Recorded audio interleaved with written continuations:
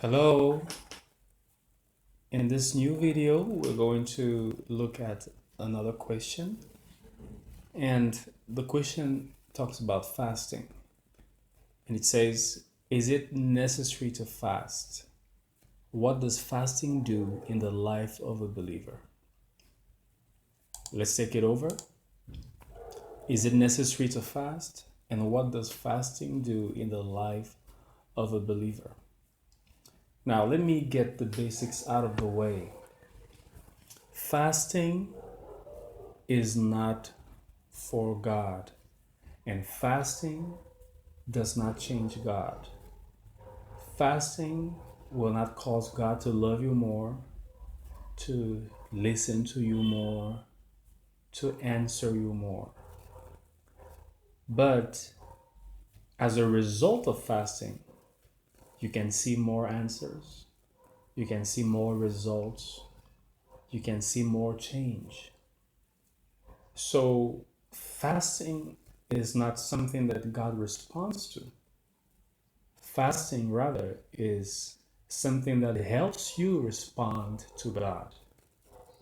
So I wanted to get that clear because God is unchangeable and there is nothing that we can do on our part that will influence his decisions and cause him to decide to do something for us that he did not plan to do if that was not already provided for in his grace and beforehand.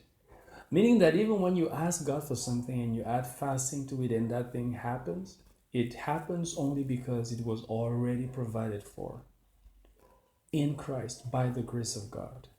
So fasting does not purchase anything from God.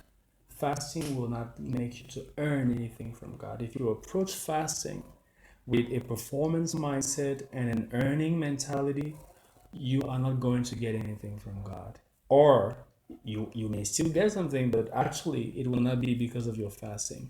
And that mindset, that mentality will actually be a hindrance. It will be a barrier to your full experience of the grace of God. So you want to make sure that you never approach fasting with a performance mindset. There are people who reject fasting nowadays and go to the other extreme of the spectrum, saying that fasting is law, fasting is Old Testament, simply because some people who believe in fasting and uphold it as a valid biblical practice and doctrine have also taken it to the extreme of turning it into a performance. Meanwhile, it is not supposed to be. So, what is fasting for? Fasting is the way by which you subdue your flesh to the rulership of your spirit. In Matthew chapter 26, verse 41, Jesus asked his disciples to watch and pray. And in fact, in the previous verse, he asked them, could you not pray with me for even 1 hour? And then he says, anyway, however, the flesh is weak. The spirit is willing. In Mark, it says the spirit is ready. The spirit is willing, but the flesh is weak. So, because of the weakness of the flesh, subjecting it to the discipline of the spirit through fasting is one of the greatest things you can do in your spiritual journey. As you desire growth, as you desire to know God more, as you desire to be more effective in your work in the kingdom, fasting is going to be an accelerator of that process, because fasting doesn't acquire things from God, but fasting clears the way for your soul to be able to freely access what your spirit has already accessed. So the spirit is willing, but the flesh is weak. The spirit is willing, but the flesh is incapable.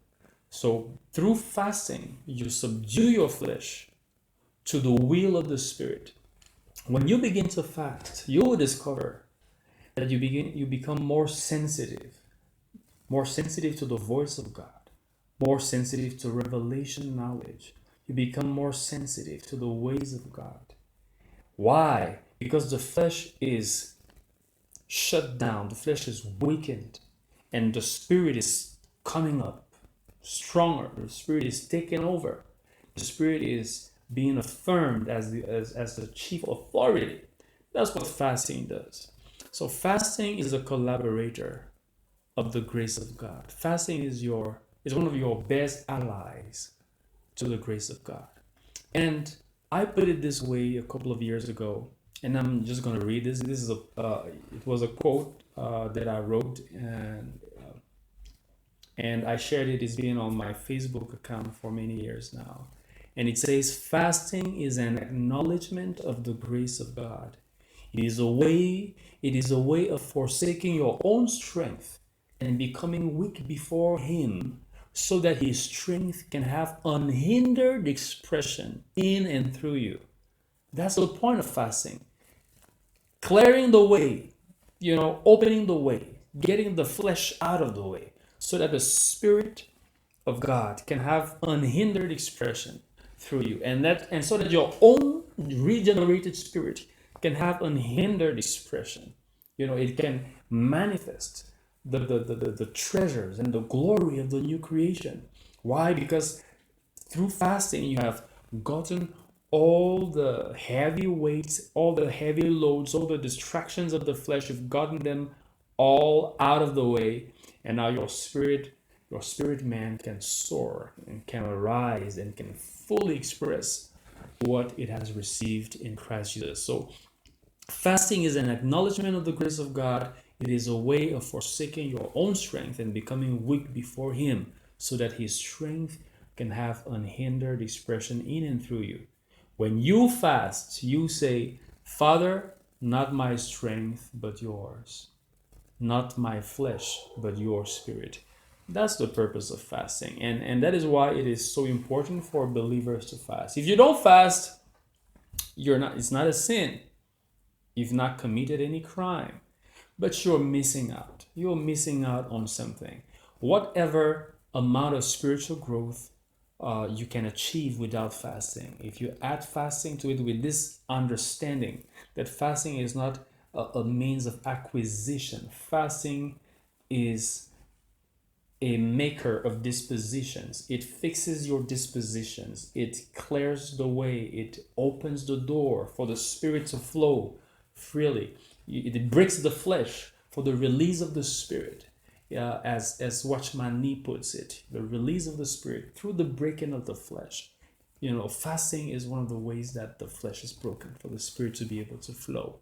So if you're not fasting, you are missing out on some doors of the Spirit. You're missing out. So I challenge you and I dare you to take up a fast once in a while.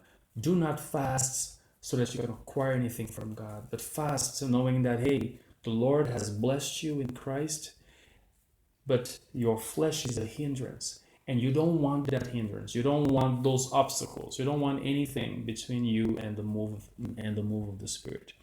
Fasting will do that for you. Fasting will awaken your faith. It will help your faith to come alive. Why? Because your spirit is now more of a reality than even your flesh. Many believers today are very carnal. They are more aware of the things of the flesh than the things of the Spirit because they never fast. When you begin to fast, your awareness of the things of the Spirit grows. And so your walk of faith becomes easier. That is why after some periods of repeated or extended fasting, you sometimes you'll go and attempt to do some of the same things that you were doing before. You'll go and lay hand on people the same way you were laying before, and things will happen differently. You will have different results. You will have more powerful results in most cases. Why? It's not because your fasting purchased that for you in the Spirit. No, it is simply because through fasting, your spirit man rose above your flesh and can now more freely manifest the realities of the kingdom. So fasting is very important. And I pray that you embrace the truth of fasting, that you embrace the practice of fasting, and that as you do that, you will experience fresh dimensions of the grace of God. So the Lord bless you as you engage with fasting.